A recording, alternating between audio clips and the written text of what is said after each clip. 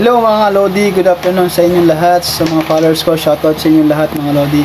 Ngayon meron na naman akong tips na ibibigay-share sa inyo Lods, mga Lodi, about sa ating mga payout account.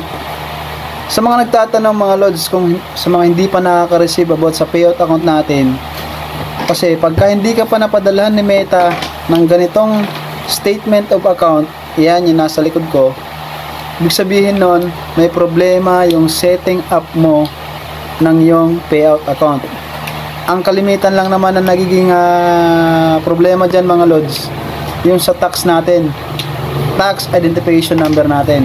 Kasi yung iba dyan mga Lods, nilalagay nila may space. Kailangan pagka nilagay mo yung tax identification number mo, wala pong space. Lahat ng number, yun lang, dikit-dikit po yan, wala siyang space. Para pagka ni-review yan ni Meta, is okay na yan. Marireceive mo yung payout account mga Lods.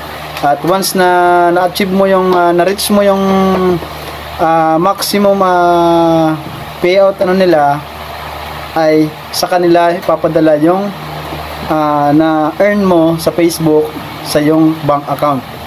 Okay? Kaya kung hindi ka pa nakaka-receive nito, ayan, nakita niyo yan, ayang statement of account ni Meta, ibig sabihin i-review mo ulit yung setup mo sa yung payout account. Okay? Para mapadalhan ka na ng sahod mo. Yun lamang po, at sana may natutunan kayo mga Lods, at maraming salamat and happy earnings. For more tutorials, just follow my page. Okay, thank you. God bless.